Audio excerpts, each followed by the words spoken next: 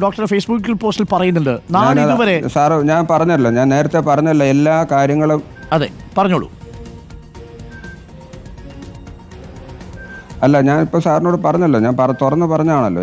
ഞാൻ അധികാരികളെ അറിയിക്കാനുള്ള എത്രയോ പേരെ അറിയിച്ചു എന്ന് പറഞ്ഞല്ലോ. അല്ലാതെ ഞാനിത് ആരെങ്കിലും കുറ്റപ്പെടുത്താനോ അല്ലെങ്കിൽ ആരെങ്കിലും ഇകഴ്ത്തി കാണിക്കാനോ അല്ലെങ്കിൽ രാഷ്ട്രീയപരമായിട്ടോ ആരെ അറിയിക്കാതെ ഒരു പൊടുന്നനെ വന്നിട്ടുള്ള ഒരു റെസ്പോൺസ് അല്ലല്ലോ ഇത്. കാലാകാലങ്ങളിൽ അറിയിച്ചിട്ടുണ്ടെന്നുള്ളത് ഞാനിപ്പം പൊതുജന സമക്ഷം ഞാൻ തുറന്നു പറയല്ലേ. അല്ലെങ്കിൽ ഞാനിത് പറഞ്ഞില്ല എന്ന് ഇവരാരെങ്കിലും പറയട്ടെ, അറിയിച്ചിട്ടില്ല എന്ന്. ഈ രോഗികളോട് പറയുന്ന സമയത്ത് ഒരു വിഷമം ഉണ്ടാവാറില്ലേ? പലപ്പോഴും നെഞ്ചു പിടഞ്ഞുകൊണ്ടായിരിക്കുമല്ലോ അവരോട് പറയുക, നിസ്സഹായനായി പോവുക. അവർ വേദനയോടുകൂടി ആയിരിക്കുമല്ലോ പോവുക, പ്രത്യേകിച്ച് വൃക്കരോഗമൊക്കെ ഉണ്ടാവുമ്പോൾ. അത് വേദന മാത്രമല്ല സാർ, ഞാൻ പലപ്പോഴും രോഗികളായിട്ട് ഞാൻ അല്പം ടഫായിട്ട് പെരുമാറുന്നതിൻ്റെ ഒരു കാരണം ഇത് തന്നെയാണ്. കാരണം നമ്മുടെ നിസ്സഹായാവസ്ഥയിൽ അവരിങ്ങനെ നമ്മളെ സമ്മർദ്ദപ്പെടുത്തിക്കൊണ്ടേയിരിക്കും. എനിക്ക് വേദനയില്ല ഡോക്ടർ, പെട്ടെന്ന് ചെയ്യേണ്ട, ഇത്ര താമസിക്കുന്നത് എന്താണ് എന്നൊക്കെ ചോദിക്കുമ്പോൾ ഞാൻ ചിലപ്പോൾ അല്പം രൂക്ഷമായിട്ട് എനിക്ക് വേറെ മാർഗ്ഗമില്ല, ഞാനപ്പം പറഞ്ഞില്ല നിങ്ങൾക്ക് അങ്ങനെ അത്രേ പറ്റുള്ളൂ എന്നൊക്കെ ചിലപ്പോൾ പറയേണ്ടി വരും. കാരണം അവർ വിചാരിക്കുന്നത് ഞാൻ അലസത കൊണ്ടോ അല്ലെങ്കിൽ കൈക്കൂലി കിട്ടാത്തതുകൊണ്ടോ ഒക്കെ ചെയ്യുന്നതായിരിക്കും അവർ ഒരുപക്ഷെ വിചാരിക്കുന്നത്. എൻ്റെ അവസ്ഥ അവർക്കറിയില്ലല്ലോ. അപ്പോൾ നമ്മൾ ആ ഒരു സമ്മർദ്ദത്തിൽ നമ്മൾ ചില സമയത്ത് നമുക്ക് അല്പം നമ്മൾ ചിലപ്പോൾ ഇച്ചിരി പക്ഷെ അവർക്കതിലൊരു വിഷമം ഉണ്ടായിട്ടെന്ന് അവർ പറയാറില്ല. അവർക്ക് പക്ഷേ അത് ഇച്ചിരി ദേഷ്യപ്പെട്ട് സംസാരിച്ചാലും അവരെ പിന്നെ അവർക്ക് വേണ്ടുന്ന എല്ലാ കാര്യങ്ങളും ചെയ്ത് എപ്പോഴും എൻ്റെ മുമ്പിൽ എപ്പോഴും എൻ്റെ നിന്ന് പോകുമ്പോൾ പുഞ്ചിരിച്ചുകൊണ്ടേ പോകാറുള്ളൂ. എൻ്റെ ഡിസ്ചാർജ് ചെയ്യുമ്പോൾ പേഷ്യൻ്റ് വന്ന് അവരെന്നെ ചിരിച്ച് ആയിട്ടാണ് അവർ പോവുക. ചായ പോലും നിരവധി അവസരങ്ങൾ പുറത്ത് കിട്ടുന്നതാണ്. താങ്കൾ വേണമെന്ന് വെച്ചാൽ ഇവരുടെ കയ്യിൽ നിന്നൊക്കെ പണം വാങ്ങാവുന്നതുമാണ്. പക്ഷെ താങ്കൾ ആ വഴിയൊന്നും തിരഞ്ഞെടുത്തില്ല. ഒന്നുമില്ല, ഒരിക്കലുമില്ല. ഞാൻ പാസ്സാകുന്ന സമയത്ത് ഇത്ര യൂറോളജിസ്റ്റൊന്നും ഇല്ല. ഞാൻ 2002 MCG കഴിഞ്ഞ സമയത്ത് അന്ന് ഞാൻ സർവീസിലിരിക്കുമ്പോഴാണ് ഇത് ചെയ്തത്. അപ്പോൾ അന്നേ യൂറോളജി ഡോക്ടർമാർക്ക് നല്ല ഇതുണ്ട്. അതിനു മുമ്പ് ഞാൻ MS ജനറൽ സർജറി, അത് കഴിഞ്ഞ 97 അന്ന് ജനറൽ സർജറിക്കാർക്ക് നല്ല അവസരങ്ങളുണ്ട്. ഇതൊക്കെ ഉണ്ട്, അവസരങ്ങളെല്ലാം ഉണ്ട്. എന്നോടൊപ്പം ഉണ്ടായിരുന്ന ഭൂരിപക്ഷം 90% ഡോക്ടർമാരും ഇന്ന് പുറം രാജ്യങ്ങളിലും സ്വകാര്യ ആശുപത്രികളിലൊക്കെയാണ്. ഞങ്ങളെപ്പോലെ കുറച്ച് പേരേ ഉള്ളൂ. സർവീസിൽ നിന്ന് ഒരുപാട് പേര് അന്നുണ്ടായിരുന്ന ധാരാളം പേര് സർവീസിൽ ഇരുന്നിട്ട് തന്നെ സർവീസ് കളഞ്ഞിട്ട് പോയിട്ടുണ്ട്. ഇപ്പോഴും അത് സർവീസിൽ നിന്നുള്ള കൊഴിഞ്ഞു പോക്കുണ്ടായിക്കൊണ്ടേയിരിക്കുകയാണ്. മാത്രമല്ല ഇത്തവണത്തെ യൂറോളജി PSC എക്സാമിനേഷന് ഒരു ഇൻ്റർവ്യൂ ബോർഡ് അംഗം ഞാൻ തന്നെ ആയിരുന്നു. ഞാൻ PSC ഇൻ്റർവ്യൂ ചെയ്ത് 9 കാൻഡിഡേറ്റിൽ ആകെ ഒരു കാൻഡിഡേറ്റാണ് PSC ജോയിൻ ചെയ്തത്. ആ ലിസ്റ്റ് അതോടെ തീരുന്നു. ബാക്കി 8 പേരും അത് ഡിക്ലൈൻ ചെയ്ത് പോവുകയാണ് ചെയ്തത്. ഇതിന് തൊട്ട് മുമ്പ് നടന്ന PSC ലിസ്റ്റിനകത്ത് ജോയിൻ ചെയ്ത 1-2 പേരുണ്ടായിരുന്നു. അവർ പിന്നീട് സാവധാനം സർവീസ് വിട്ടുപോവുകയാണ് ചെയ്തത്. അപ്പോൾ സർവീസിൽ ഇപ്പോൾ ആളില്ല. ഈ സർവീസിൽ പുതിയ തലമുറ ജോയിൻ ചെയ്യുന്നതുമില്ല. അപ്പോൾ അവർക്ക് ഇത്തരം പ്രശ്നങ്ങളൊക്കെ നിൽക്കുന്നതാണ്. പലരും ഇതിനേക്കാളും സമ്മർദ്ദങ്ങളും സാഹചര്യങ്ങളും അല്ലാത്ത സ്വകാര്യ ആശുപത്രികളിൽ വരെ പലരും പോയി ജോലി ചെയ്യുന്നു. നമ്മൾ മടുക്കുന്ന ഒരു സാഹചര്യം ഉണ്ടായിട്ടുണ്ടോ?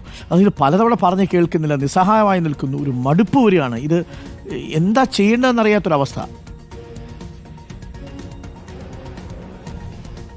അത് സാറ് തന്നെ നോക്കിയാൽ മനസ്സിലാവും. ഈ അടുത്ത കാലത്ത് പല ഡോക്ടർമാരും ഈ സർവീസ് ഉപേക്ഷിച്ച് സ്വകാര്യ ആശുപത്രികളിലേക്ക് പോയ പരസ്യം സാറ് തന്നെ കണ്ടിട്ടുണ്ടാവും. അത് ഈ കഴിഞ്ഞ ആഴ്ചയിൽ അത് സംഭവിച്ചിരുന്ന ഒരു ഡോക്ടർ സർവീസിൽ നിന്ന് വിട്ടുപോയ കാര്യങ്ങളൊക്കെ പരസ്യങ്ങളിലൊക്കെ കണ്ടിരുന്നു. അപ്പം ഞാനത് ആളുടെ പേര് പറയുന്നില്ല. അപ്പോൾ സർവീസിൽ നിന്നുള്ള പൊഴിഞ്ഞു പോക്ക് ധാരാളം ഉണ്ട്. അത് വളരെ പ്രധാനപ്പെട്ട കാര്യമാണ്. ഡോക്ടറുടെ ഈ വെളിപ്പെടുത്തലിൽ ഇപ്പോൾ വരുന്നൊരു വാർത്തയുണ്ട്, ഞാൻ ഡോക്ടറെ അറിയിക്കാം. വെളിപ്പെടുത്തലിൽ ആരോഗ്യവകുപ്പ് ഒരു അന്വേഷണം പ്രഖ്യാപിക്കും, പ്രത്യേക സമിതിയെ നിശ്ചയിച്ചേക്കും എന്നാണ് അറിയുന്നത്. അധികൃതർക്ക് വീഴ്ച പറ്റിയിട്ടുണ്ടോ എന്നാണ് പരിശോധിക്കുക. ഏതെങ്കിലും തരത്തിൽ ലംഘിച്ചിട്ടുണ്ടോ എന്നുള്ളതല്ല, പകരം അങ്ങയുടെ വെളിപ്പെടുത്തലിൽ അധികാരികൾക്ക് വീഴ്ച സംഭവിച്ചിട്ടുണ്ടോ എന്ന് അന്വേഷിക്കാൻ ഇപ്പോൾ തീരുമാനിച്ചിട്ടുണ്ട് എന്നാണ് അറിയിക്കുന്നത്. അപ്പോൾ താങ്കളുടെ വെളിപ്പെടുത്തൽ ആ അർത്ഥത്തിൽ ഒരു അന്വേഷണത്തിലേക്ക് വഴിതെളിച്ചിട്ടുണ്ടെങ്കിൽ താങ്കൾക്ക് സന്തോഷമുണ്ടാവില്ലേ? ഞാൻ ഉന്നയിച്ചത് ഒരു ആരോപണങ്ങൾ ഇത് വ്യക്തിപരമായിട്ട് ആരെയും സമ്മർദ്ദത്തിലാക്കാനോ രാഷ്ട്രീയ സമ്മർദ്ദത്തിൽ ഉൾപ്പെടുത്താനോ ഒന്നും ഉള്ളതല്ല. സിസ്റ്റം മെച്ചപ്പെടുത്താനുള്ള നിർദ്ദേശങ്ങൾ മാത്രമാണ്. അതിനനുസരിച്ച് സിസ്റ്റം നന്നായി കഴിഞ്ഞാൽ എനിക്ക് അതിനകത്ത് ഏറ്റവും വലിയ സന്തോഷം. അതാണ് എൻ്റെ ഏറ്റവും വലിയ സന്തോഷം. ഈ സിസ്റ്റം നന്നായി കഴിഞ്ഞാൽ അതാണ് എൻ്റെ ഏറ്റവും വലിയ സന്തോഷം. അങ്ങ് ഈ ജോലി ഈ സർവീസിൽ നിന്ന് തന്നെ വിരമിക്കണമെന്ന് തന്നെയല്ലേ ആഗ്രഹം? ഇനി ഒരു 5 വർഷം 6 വർഷം കൂടിയുണ്ട്. ഇത്രയും വർഷം അങ്ങ് ഇതിനോടൊപ്പം ഉണ്ടായിരുന്നു. അല്ല, എനിക്ക് ഇത് ഈ പറഞ്ഞതുപോലെ അവർ എന്നെ ടെർമിനേറ്റ് ചെയ്യാനോ അല്ലെങ്കിൽ സസ്പെൻഡ് ചെയ്യാനോ അങ്ങനെയൊക്കെയുള്ള എൻക്വയറികളിൽ ഉൾപ്പെടുത്തി ബുദ്ധിമുട്ടിക്കാനോ ഒക്കെ ആണെങ്കിൽ പിന്നെ നമുക്ക് വേറെ പോകാൻ വഴികളില്ലല്ലോ. അതിനകത്ത് വേറെ നമുക്ക് ജീവിക്കണ്ടേ. Thank you doctor. ഞാൻ ഡോക്ടറുടെ പേഴ്സണൽ കാര്യങ്ങളൊന്നും അന്വേഷിച്ചില്ല. ഡോക്ടർ ഭാര്യയും കുടുംബവും ഒക്കെ ഇവിടെ തന്നെയാണോ, തിരുവനന്തപുരത്ത് തന്നെയാണോ?